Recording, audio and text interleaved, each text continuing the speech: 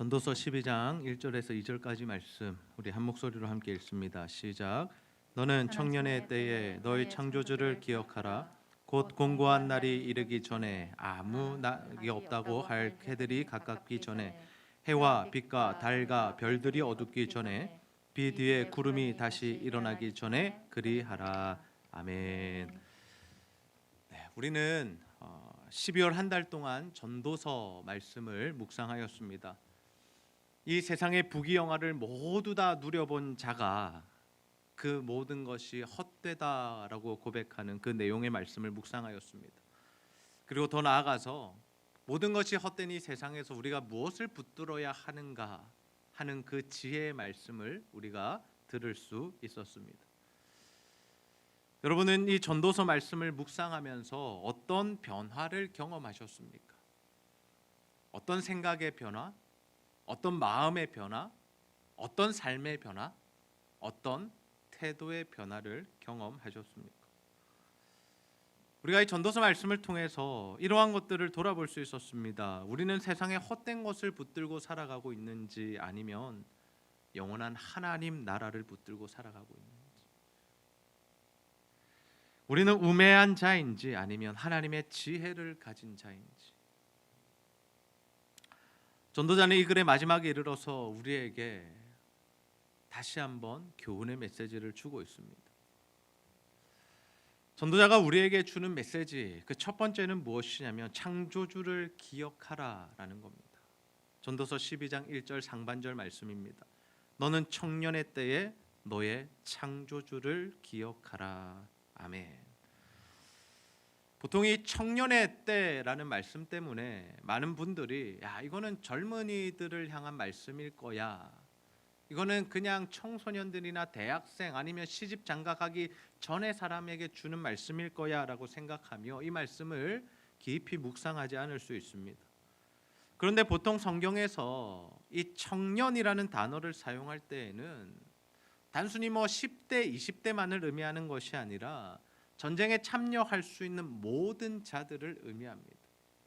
그래서 이스라엘 백성들의 인구를 조사할 때 성인 남성 20세부터 60세까지를 그렇게 계수를 하였고, 그들이 이제 전쟁에 나갈 수 있다라고 그렇게 생각을 한 것이죠. 그렇게 보면 이 말씀은 어떻습니까? 지금 시대의 10대, 20대들에게만 해당되는 말씀이 아니라 사실은 우리처럼 건강하고 생활하고 무언가 활동을 하고 있는 모든 사람들에게 해당되는 말씀이다라는 거죠. 하나님께서 우리 모두에게 주시는 메시지가 무엇인가? 창조주를 기억하라라는 겁니다. 창조주를 기억하라. 창조주를 기억한다는 것은 무엇을 의미할까요? 나를 창조하신 분이 계시다라는 것을 기억하라라는 거죠. 자신의 존재를 기억하라라는 겁니다. 우리는 어떤 존재입니까? 성경이 우리를 어떻게 정의하고 있습니까? 우리는 하나님의 피조물입니다. 한번 따라해 보겠습니다. 우리는 하나님의 피조물입니다. 하나님의 피조물입니다. 하나님께서 창조하신, 하나님께서 지으신 그 자들이 바로 우리들이다라는 거죠. 이 내가 하나님의 피조물이라는 사실을 잊고 살아갈 때 우리의 삶은 너무나도 심하게 흔들리게 됩니다. 우리가 흔히 하는 착각이 무엇입니까? 이 땅을 살아가면서 하는 착각이 무엇이냐면 내가 이 세상의 주인이라고 생각하는 겁니다. 내 인생 내 뜻대로, 내 마음대로, 내가 결정한 대로, 내가 계획하는 대로 이루어진다라고 착각하는 겁니다. 그러나 그렇지 않습니다. 우리 인생은 우리 손에 달려있지 않고 누구의 손에 달려 있습니까? 하나님의 손에 달려 있습니다. 하나님께서 우리를 창조하신 이유가 있습니다. 하나님께서 우리를 이 땅에 나게 하신 이유가 있고, 아직까지 우리에게 호흡을 주셔서 이 땅에서 살아갈 수 있도록 생명을 허락하신 이유가 있다라는 거죠.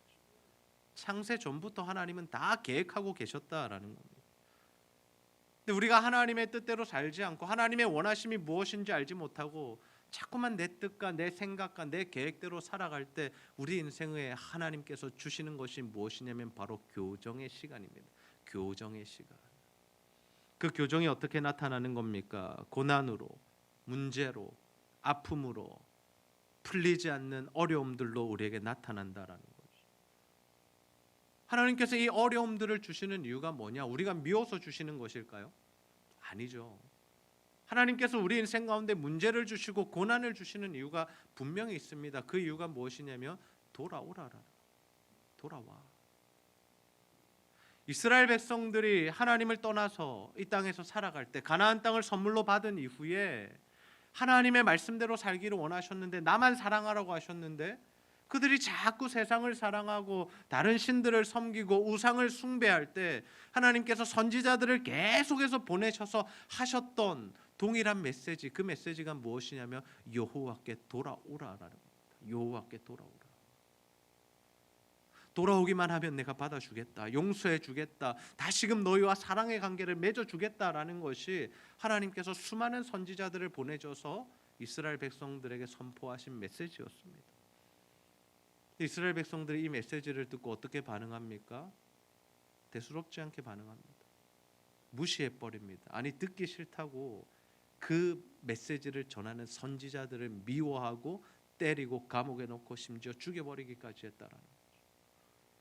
하나님은 그들과 사랑하기 원하셨고 그들이 다시 돌아오기를 원하셨고 다시 그 관계를 맺기 원하셨는데 이스라엘 백성들이 그것을 거부한 것이죠.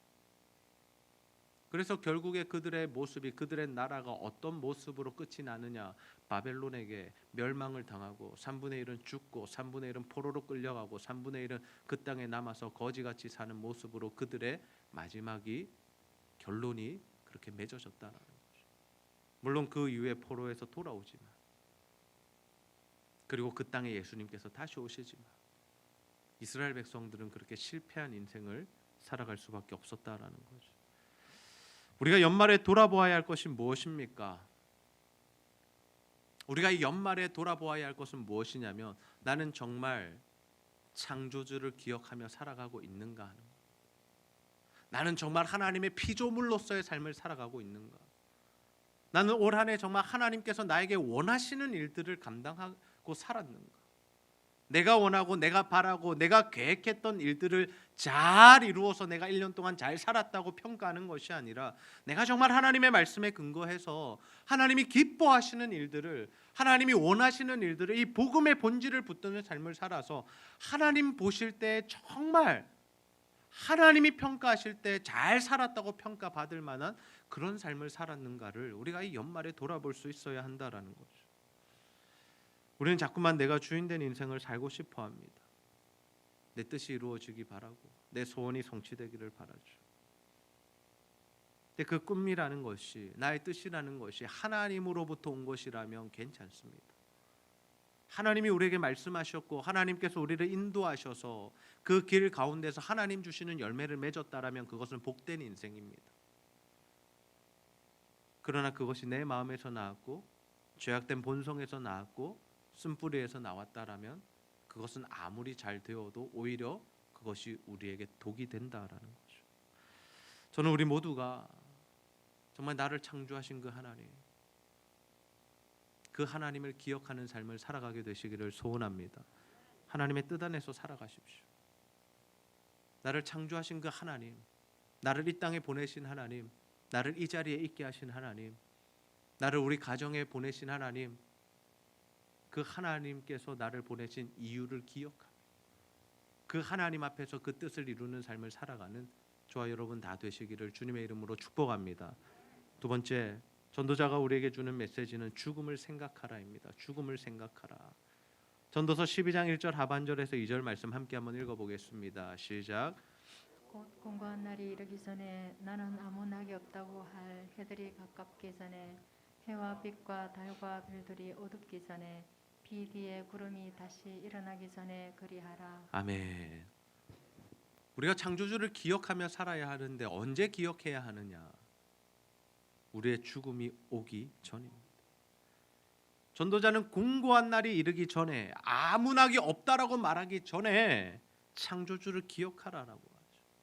해와 빛과 달과 별들이 어두워지기 전에, 비 뒤에 구름이 다시 일어나기 전에 그리하라라는 겁니다. 이 말씀의 의미는 무엇이냐면 우리에게 힘이 있을 때, 하루라도 젊었을 때, 아니 지금부터 순종할 기회가 있을 때 하나님께 순종하라라는 거죠. 사람들은 죽음이 가까우면 신을 찾습니다. 예수를 믿든 예수를 믿지 않든 신을 찾게 됩니다. 마지막이 오는 것을 감지할 때 그들은 자신이 의지하는 신을 찾게 됩니다. 그리고 그제서야 죽음에 대한 두려움을 가지게 되죠. 하나님을 믿는 자들은 어떻습니까? 내가 영원한 하나님 나라에 간다는 확신이 있기 때문에 죽음 앞에서 두려워하지 않습니다. 그들 얼굴이 밝습니다.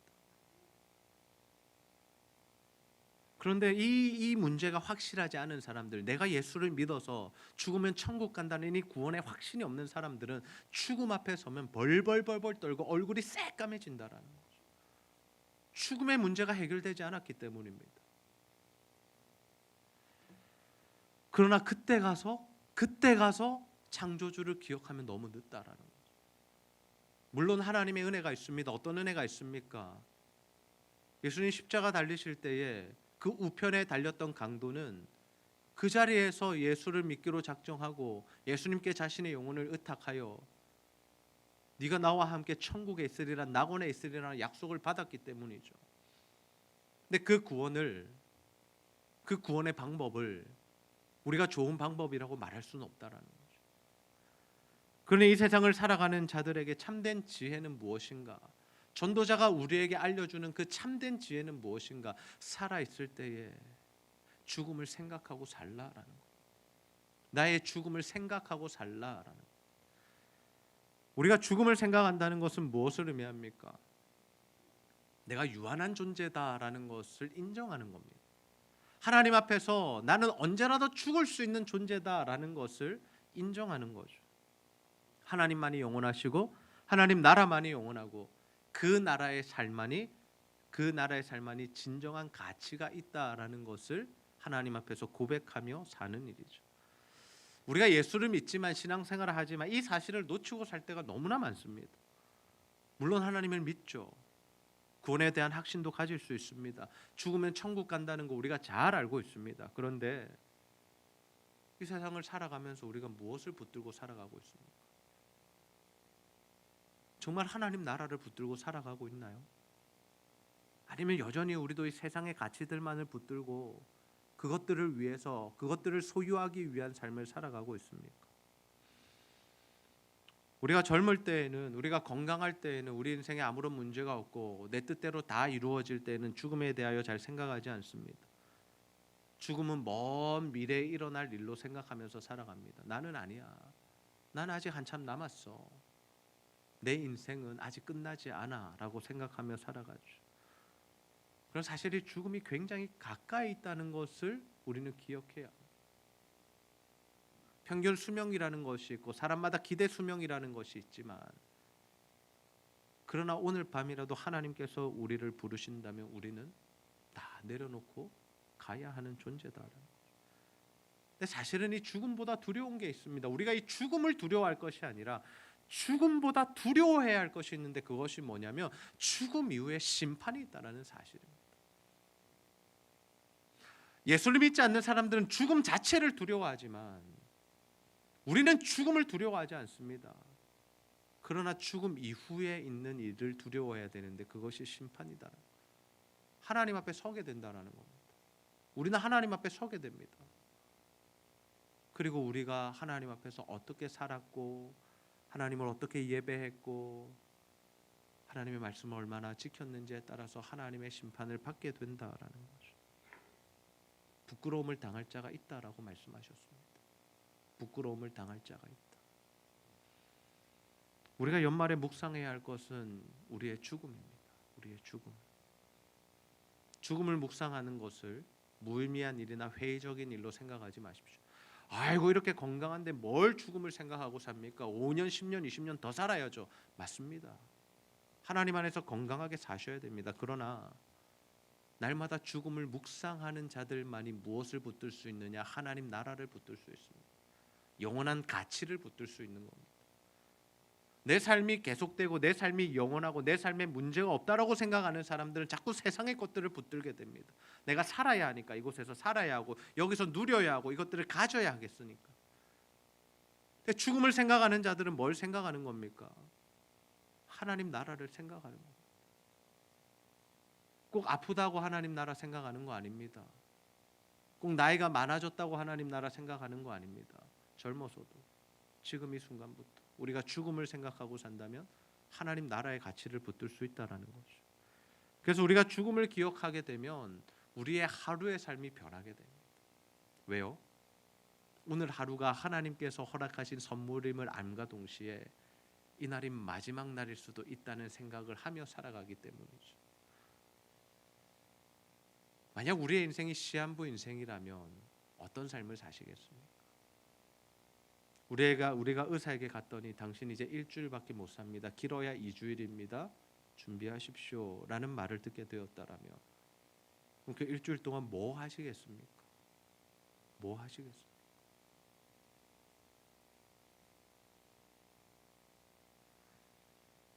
하나님을 예배하되 뜨겁게 예배하지 않을까요?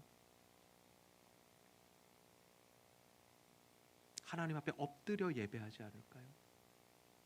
겸손한 심령으로 예배하지 않을까요? 목숨을 다하여 예배하지 않을까요?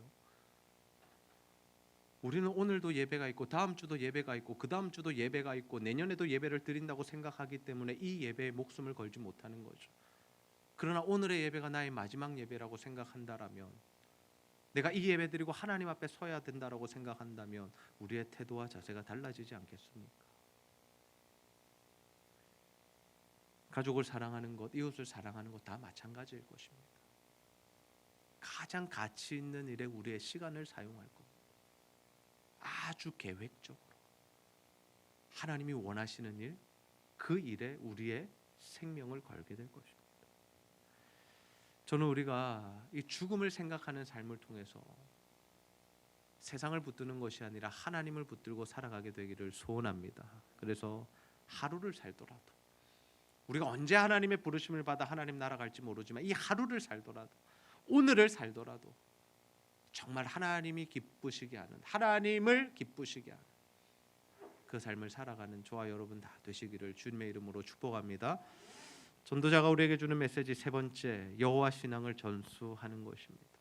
전도서 12장 9절에서 10절 말씀 함께 한번 읽어보겠습니다. 시작. 전도자는 지혜자이어서 여전히 백성에게 지식을 가르쳤고 또 깊이 생각하고 연구하여 잠언을 많이 지었으며, 전도자는 힘써 아름다운 말들을 구하였나니 진리의 말씀들을 정직하게 기록하였느니라. 아멘. 전도자가 했던 일이 무엇입니까? 끊임없이 백성들에게 지식을 가르쳤다라고 합니다. 또 깊이 생각하고 연구하여 잠언을 많이 지었다라고 합니다. 그리고 전도자는 힘써 아름다운 말들을 구하였고 진리의 말씀들을 정직하게 기록하였습니다. 전도자가 한 일이 바로 이것입니다. 무엇입니까? 다음 세대에게 하나님의 말씀을 전수한 것이죠. 하나님의 말씀 지혜를 가르치는 일, 여호와 신앙을 전수하는 일에 최선을 다했다라는 겁니다. 우리가 이 땅을 살아가는 동안에 반드시 해야 할 일이 있습니다. 그것이 무엇이냐면 다음 세대에게 여호와 신앙을 가르치고 전수하는 일입니다. 아멘입니까? 네. 여기서 다음 세대는 누구를 의미할까요? 내 자녀들입니다. 내 손주들입니다.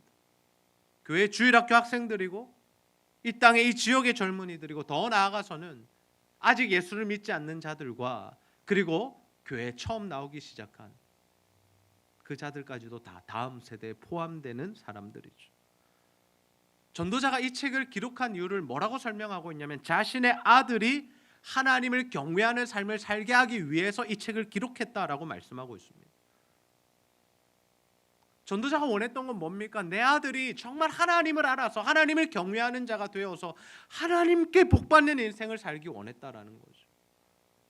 뭘 깨달은 겁니까? 내가 아무리 많은 것을 가졌고 그것을 다 물려준다 하여도 그가 하나님을 경외하지 않으면 그 모든 것이 헛될 뿐이다라는 것을, 한순간에 날아가고 사라져 버릴 것이라는 것을 이 전도자가 알았던 겁니다. 실제로 솔로몬의 아들 때 어떤 일이 일어납니까? 나라가 두 동갈이 나버립니다. 나라가 두 동갈이 나버립니다. 그 엄청난 부귀영화를 누렸던 아버지, 엄청나게 강대국이었던 그 나라, 그 나라를 고스란히 아들에게 물려주었는데 그 아들의 때 그냥 나라가 두 동갈이 나버렸다는 거죠.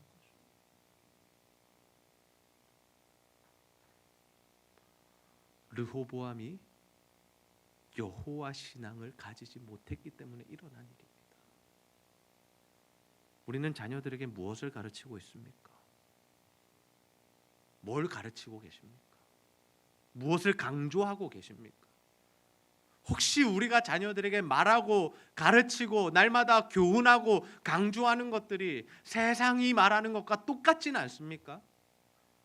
너네 공부 열심히 해서 좋은 대학 가야 해. 어떻게든 연봉이 높은 직장에 취직해야 돼. 좋은 조건을 갖춘 사람과 결혼해야 돼. 혹시 이런 이야기들 똑같이 하고 있지는 않습니까? 누구나 할 수 있는 이야기들. 우리가 자녀들에게 가르치고 전수하는 것들이 세상적인 걸까요? 아니면 하나님 나라에 대한 걸까요? 우리가 목숨 걸고 해야 할 일은 무엇이냐면 다른 것이 아닙니다. 우리 자녀들이 하나님을 경외하게 만드는 일인 줄 믿으시기를 바랍니다.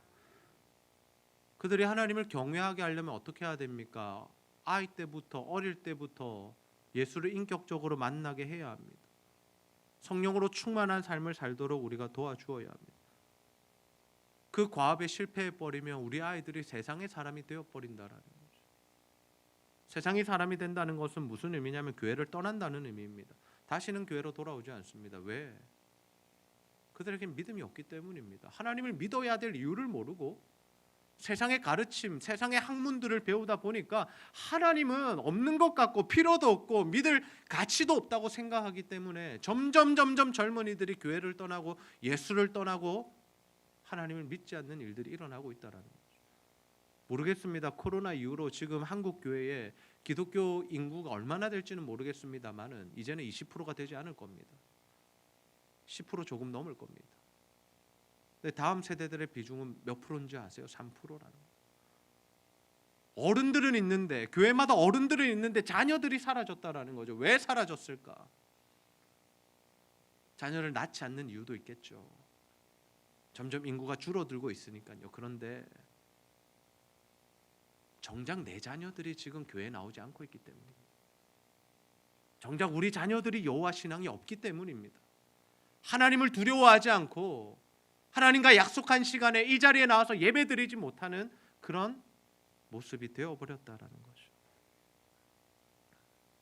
세상의 가치관에 빠져버린 겁니다. 그래서 우리는 자녀들을 어려서부터 말씀과 기도로 양육해야 합니다. 말씀과 기도로 키워나가야 합니다. 디모데가 하나님 앞에 쓰임받을 수 있었던 이유가 뭐냐? 그는 어려서부터 성경을 알았다라고 합니다. 외조모와 어머니를 통해서 신앙교육을 잘 받았다라고 합니다. 우리가 해야 할 일입니다. 우리가 해야 할 일입니다. 우리 자녀들과 손주들 세상의 가르침, 영어 단어 잘 외운다고, 수학 시험 잘 쳤다고, 좋은 대학교 갔다고 기뻐할 일이 아닙니다. 이들이 진짜 여호와를 알고 있는가? 이들이 정말 예수를 인격적으로 만났는가? 그거 확인하셔야 돼요. 그래서 우리가 주일학교에 기도하고 물질을 투자하고 에너지를 쏟아 넣어야 하는 이유가 바로 여기에 있습니다. 또한 우리는 예수 믿지 않는 자들에게 복음을 전해야 합니다. 우리의 다음 세대는 그냥 우리 자녀들, 손주들만 의미하는 것이 아니라 아직 예수를 믿지 않는 자들도 하나님 보실 때는 다음 세대입니다. 다음 세대. 주께 돌아와야 할 세대. 그들이 하나님의 백성이 되게 만들어주고 그들이 하나님 신앙을 가지고 살아갈 수 있도록 도와주는 것, 그것이 바로 우리들이, 우리 교회인 우리들이, 성도들이, 예수 믿는 자들이 해야 할 역할이죠. 오늘 학습식, 입교식, 유아 세례식이 있었습니다. 무엇입니까? 그들이 하나님의 말씀대로 살기로 결단했다라는 거죠. 이것이 엄청난 일이다라는 거죠. 학습받은 우리 형제는 부모가 예수를 믿는 아이가 아닙니다. 친구 따라 교회에 왔다가 이때까지 남아서 학습까지 받게 된 겁니다. 그러한 귀한 일들이 우리 교회 가운데 일어나고 있고 우리는 그 일에 최선을 다해야 한다라는 거예요. 오늘 광고 시간에는 새가족 양육 수료식도 있습니다.